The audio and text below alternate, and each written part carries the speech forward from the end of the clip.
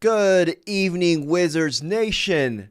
So, I want to talk about these trade rumors because I feel like they're getting insane. You know what I mean? I feel like there's a new NBA report twice in a week now. It was the first one with Sabonis. Sabonis coming to DC. Now it's apparently Darius Garland. The Wizards are apparently interested in him. I keep using the word apparently because I don't know if I'm buying stock into these type of reports. Honestly, with the Wizards, the first thing I'm thinking about is just if you think about it, we could use anyone to come here and help us. These reporters are probably thinking to myself, these reporters are probably thinking to them, my bad, hold on. Let me put chat right here. Rod says, I just saw the Garland trade rumors a couple seconds ago. Yeah, these reporters are just linking everybody to us and, just thinking, oh, well, the Wizards, they're the worst team in the league right now. They can use this dude, or, and I'm just like, nowadays we got to fish through the sea of rumors, man. We got to see the validity in these type of rumors and reports. But yeah, man, let me turn this thing on real quick. If you enjoyed this stream, please like and subscribe. What the hell is wrong with my laptop? Because like I said, last week it was Sabonis. Now it's freaking, oh, what the hell? What's wrong with my laptop? This stream has gone crazy so far. Hold on one second, y'all. God damn it. What the fuck is wrong with this fucking laptop?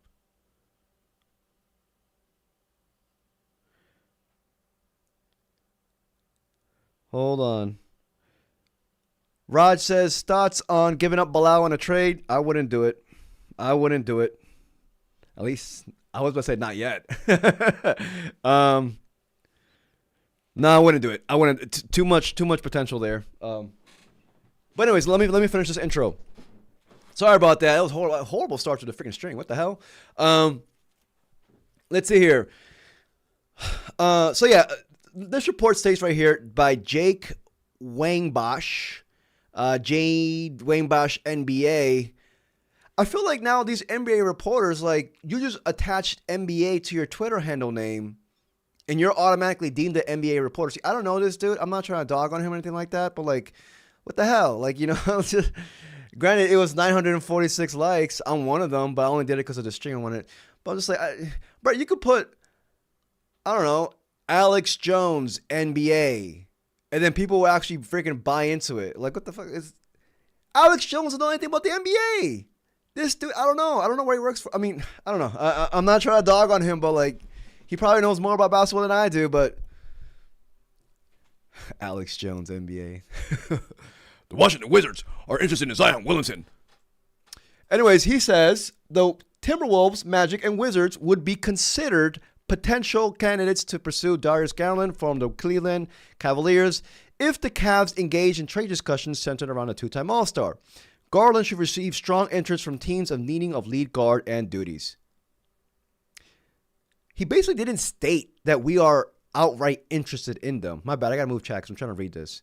He didn't state the Wizards have contacted the Cavaliers or the Wizards have serious interest, or not even serious, just interest in general. He just said would be considered. I feel like this is more his take than actual reporting being done. I don't think this is anything that's, I don't know. I just don't, the NBA. That's all I'm going to say. But, he said this to circulate obviously around Wizards Twitter. Let's see here. Everybody says here, I like Jaden Ivey, not Jalen.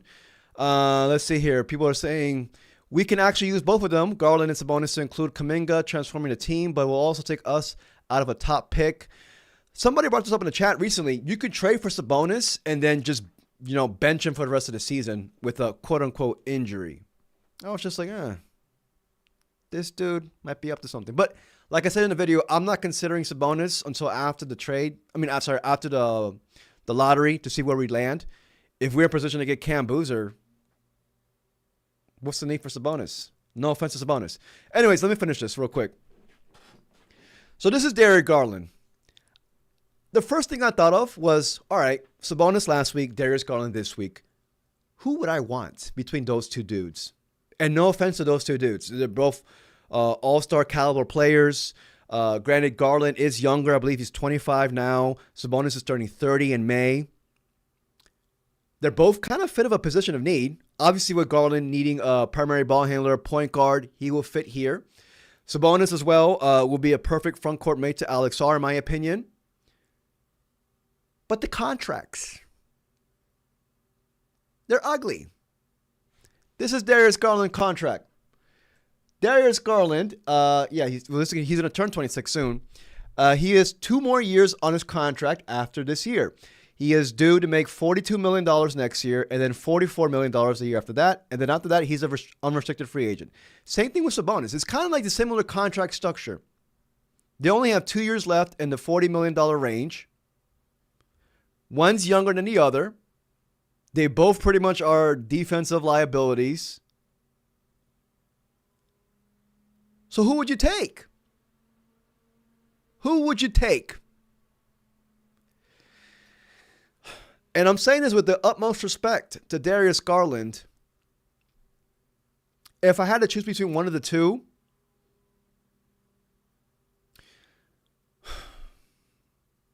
I don't want to be a coward and back out. I don't like content creators who just say nothing and then back out. I honestly would lean towards Garland. Primarily the fact because of his age. And also, I mean, hopefully there's growing left to do with him in his game. But it's not a big bridge between those two dudes, honestly. It's not. The main thing that attracts you to Sabonis is that I feel like with Sabonis, you're not going to give up assets to get him. As a matter of fact, there's reports saying that the Kings may need to attach assets to Sabonis to get rid of him, which I'm not buying too much stock into that. I feel like the Kings might just get a second-round pick here and there. That's assets, if Bradley Beal could be traded with his horrific contract, and we got, pick swaps, and you know what I mean? Even though Sabonis has 2 years left, he's 30 years old, I don't know. I still feel like they're going to get minimal value in return, if that. With Garland, I don't even think he's available from the Cavaliers. I don't even think the Cavs are making him available. I think this is more of a report from this dude with NBA next to his name. Garland right now, these are his current stats for this year. He's not having a good year. We are being honest. He's not having a good year. He has, granted, he's played 11 games, but, it's Garland. He is averaging right now 15.5 points on 36% from the field, 28% from the three. Granted, these shooting splits do not reflect on the type of player that he is. This is a guy who damn near averages 40% from the three, around 45% from the field. A rough start. I like to think he's going to flip over. There's been obviously injury. I believe he has a toe injury. But the thing that gets me with Darius Garland is, we have Trey Johnson, who's going to be, I feel like most of us already agree with this, our number 2 moving forward, our starting shooting guard. Are y'all comfortable with the backcourt of Darius Garland and Trey Johnson? Bro, that's barbecue chicken. Defensively, that's going to be horrible. Every single time I see the Cavaliers in the playoffs, opposing teams are targeting Garland like this. Garland is just getting cooked defensively. Teams are targeting him every possession in the playoffs. And I'm not trying to say, because offensively, he would do wonders here. He would. He'll make players around him better. He can possibly elevate Bilal's game. You know what I mean? He'll definitely elevate Trey Johnson's game. That'll be a match made in heaven. So offensively, but defensively and in the playoffs, and I think Trey Johnson's going to end up being somewhat of a solid defender. He's not going to be a plus defender, but he's going to be towards the middle. But Garland, man's 25, 26. Like, I don't see no I don't see no uptick in that department with him.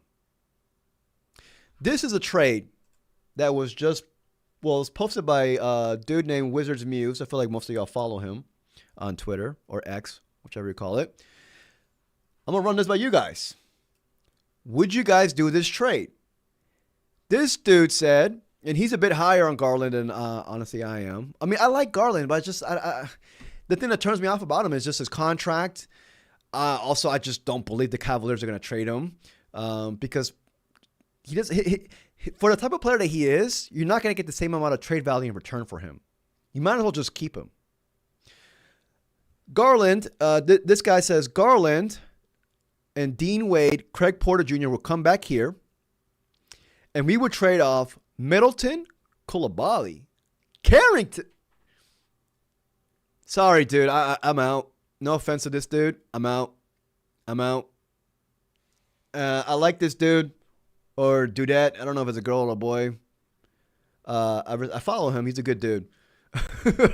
I'm sorry. This is way too much. I'm not giving up Coulibaly and Carrington and 2 first-round picks. Granted, this one's going to be a low first-round pick, pick number 30 this year, most likely from the Thunder. And then assuming this is the first-round pick we got from the Trailblazers. Hell no. No offense. No offense to this dude. Let's see what chat says. Chat says, hell no. Young Mill says crazy. Yeah, this is way too much, dude. With Garland, this is what I'll give up. This is what I'll give up. All right? The most I will give up, I'm not giving up Coulibaly or Carrington. They're out of the... I wouldn't even give up... No, I wouldn't give up Cam Whitmore either. I wouldn't. I would either package a number of second-round picks for Garland. You know, we got what, 3 this year? Almost 4?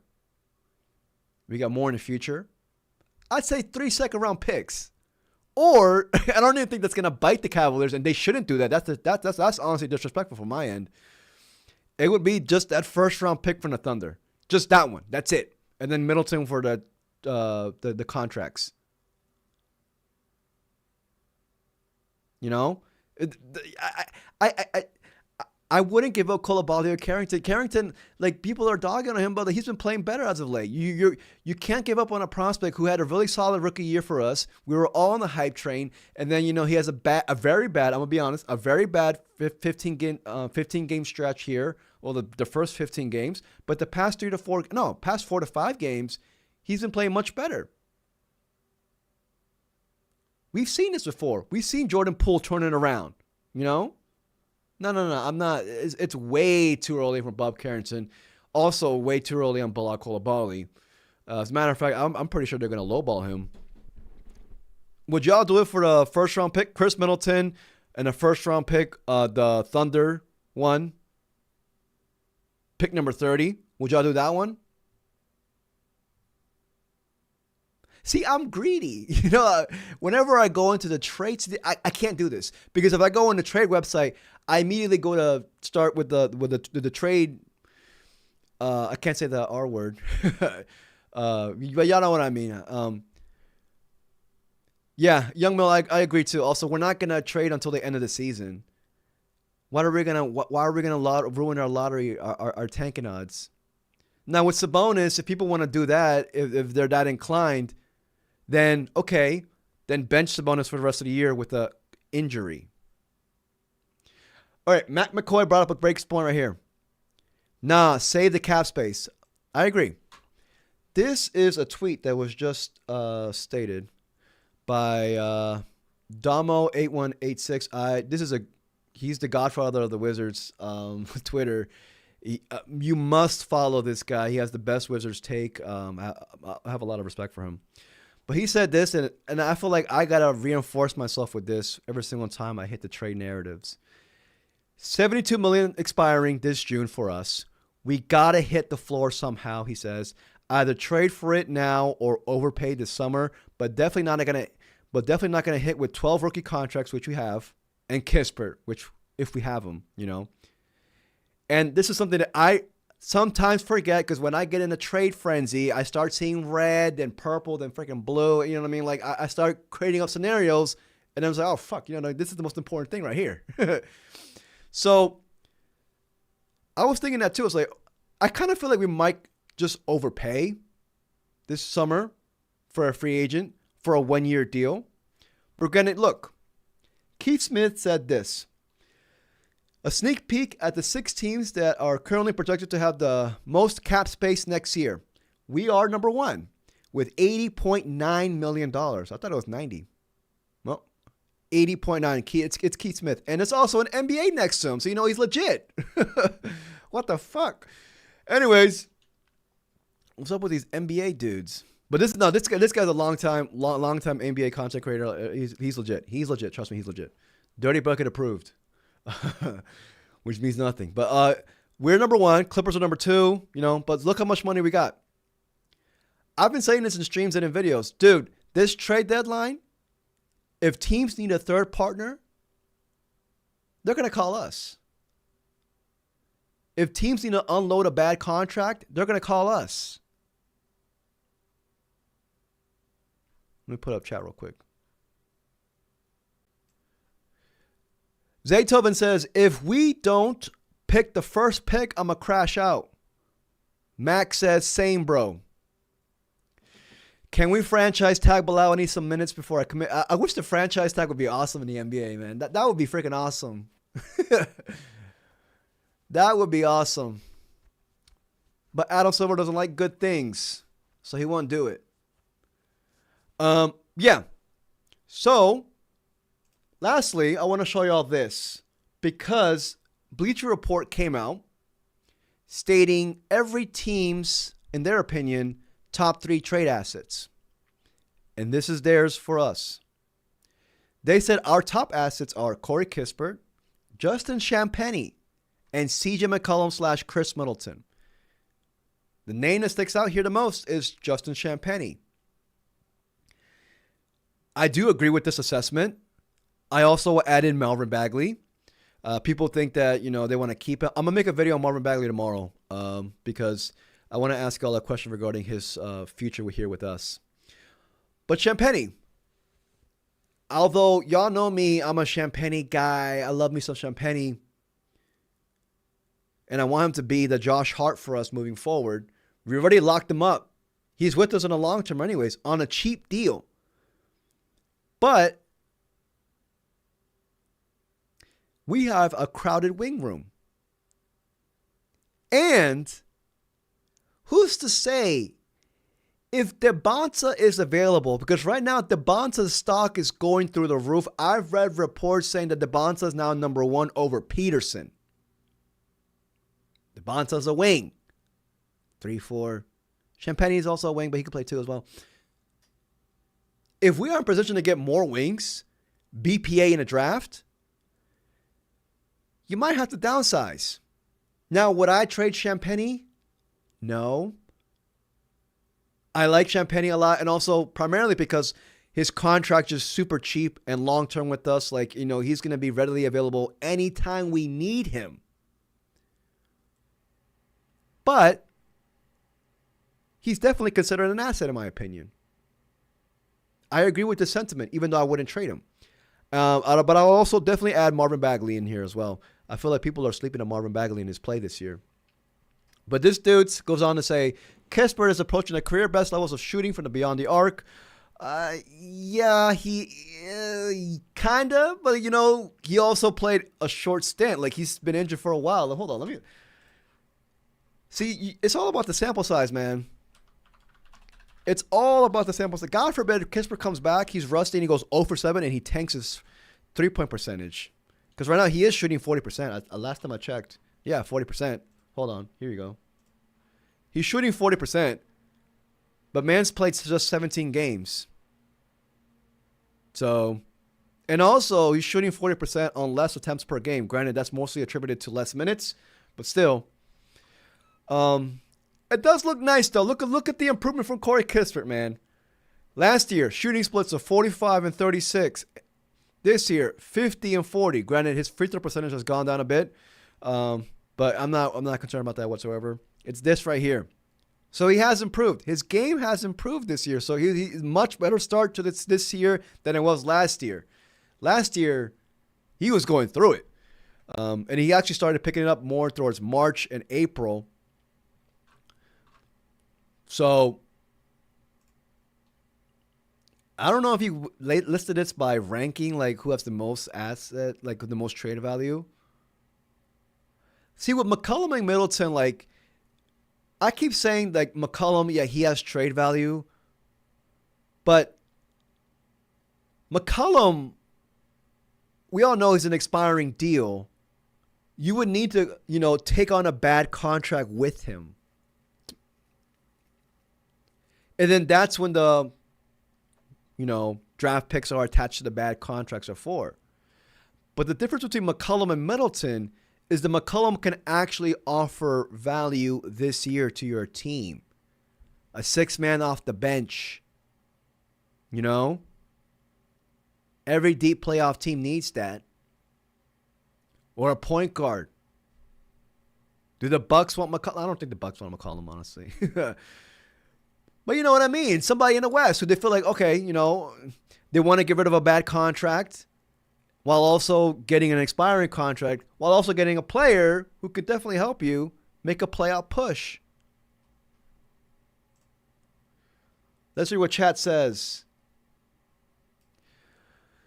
None of our high draft picks have ever gotten 14 rebounds. Maybe Sarr and George. Do not move CJ or Bagley.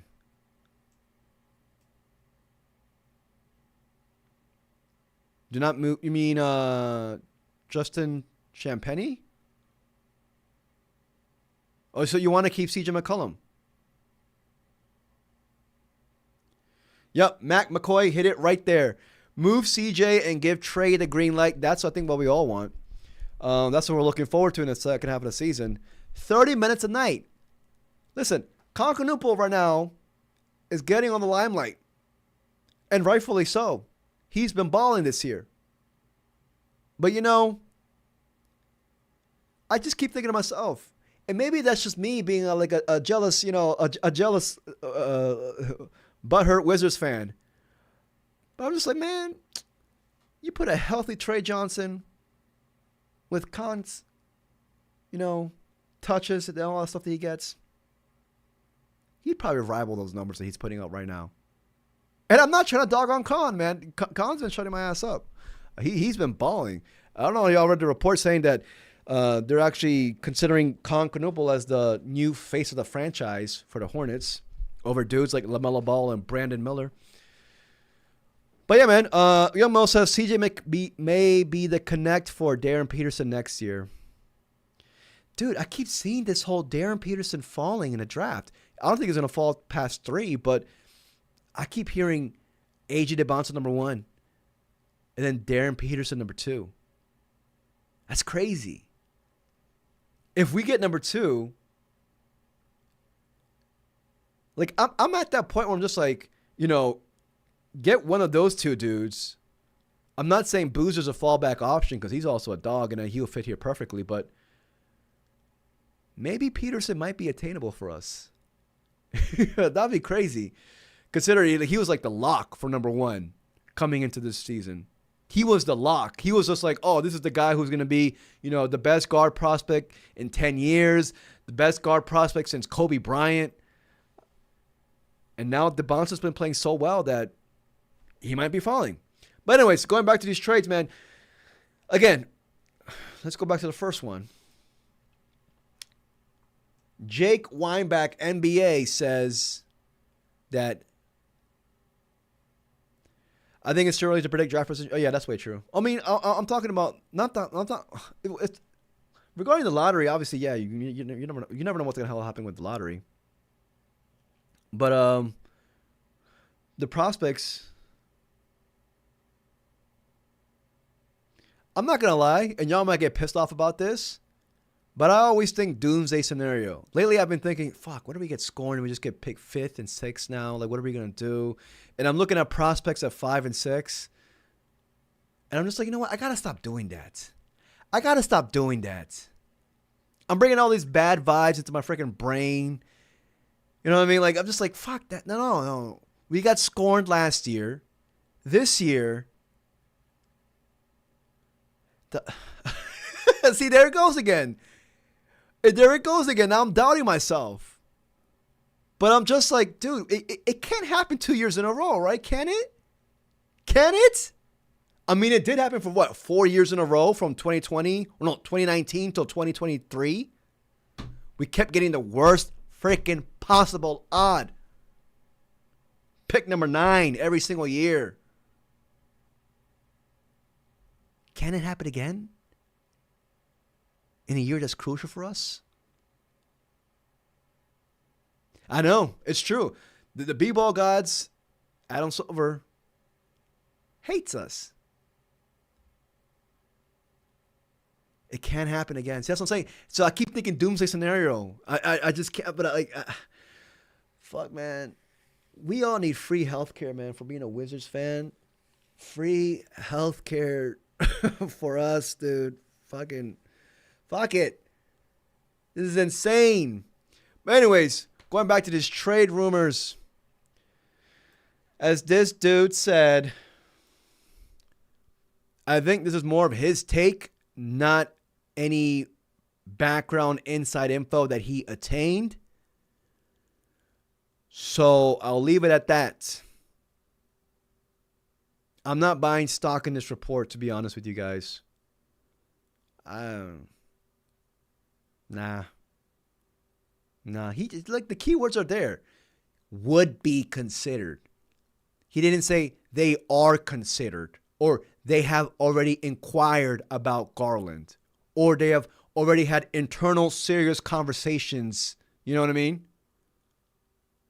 He keeps this is a hypothetical ass tweet. Like Garland should receive strong interest.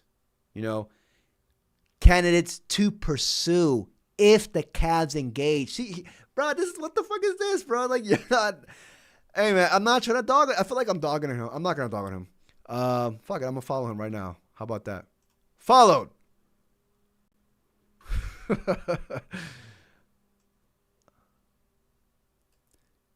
Yeah, man. Now that I see it, and this tweet ain't.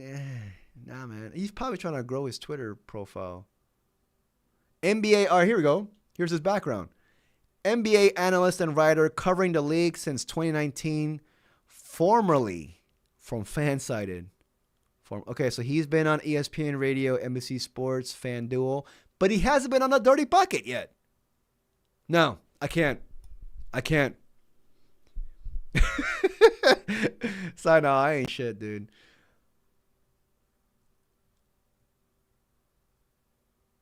Nah, I can't. I can't. I'm not. I keep freaking stupid things in my. I keep thinking like, nah, I don't want to say it on stream. I can't. No. But yeah, man, I'm gonna end this stream here. Y'all let me know in the comment section regarding what y'all would do. Who would you choose between Garland or Sabonis?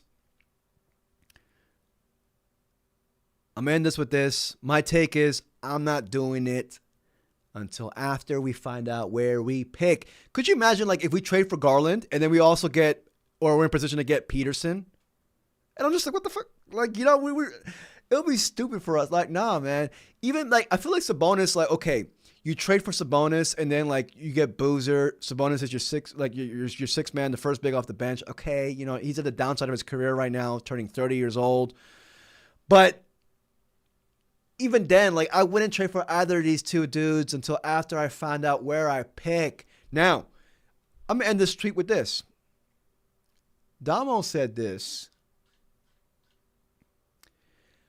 Garland and AJ DeBonta or Cam Boozer or Peterson and Sabonis or Zion. I thought about this too. Which one would y'all take? Which scenario would y'all take? I love this. This is why he's the best, man. What the fuck? This is why he's the best. This is why he's the best.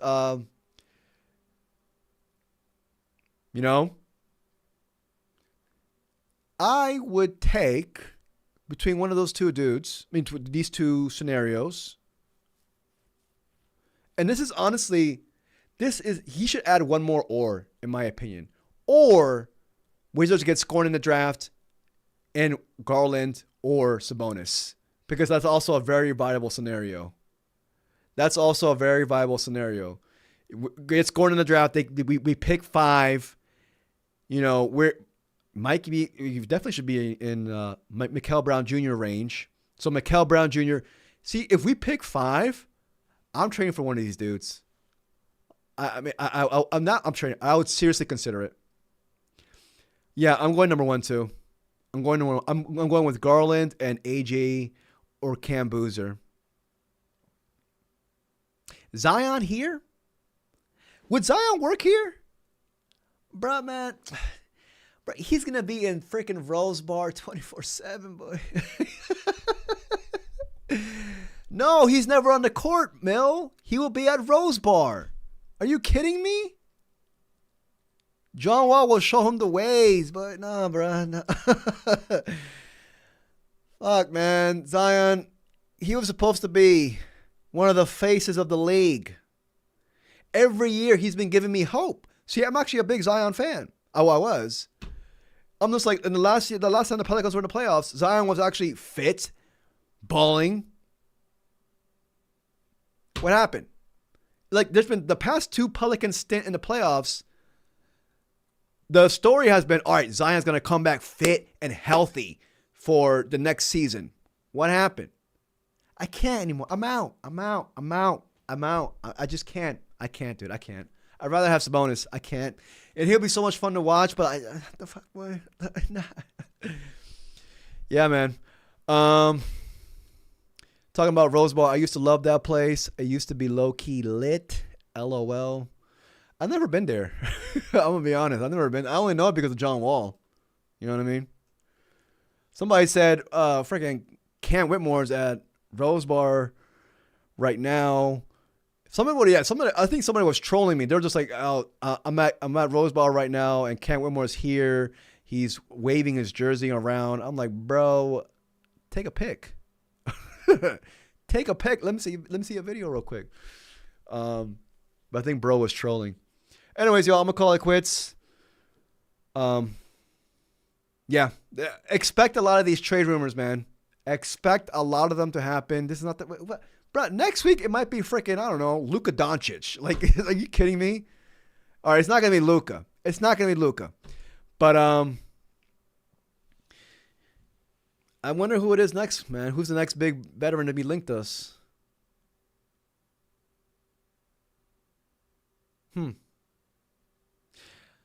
I don't know, but I will make a video soon on Marvin Bagley. I want to ask y'all what your thoughts on him. Like, what would y'all do with him in the future? You want to keep him? You want to trade him now that he should have trade value? What do you want to do with him? So I'm going to talk about that in the next video.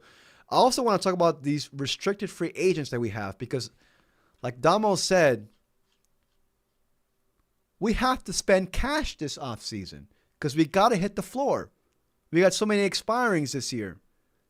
So, I like dudes like Jaden Ivey. He's one guy that I'm looking at, honestly, Jaden Ivey. But he's coming off an injury. So, also we can, I don't know. There's a couple of bigs out there that I'm looking at right now. But that's going to be another video. All right, y'all. I'm going to call it quits. Take care, everybody. If you enjoyed the stream, please like and subscribe. I'll truly appreciate it. See y'all.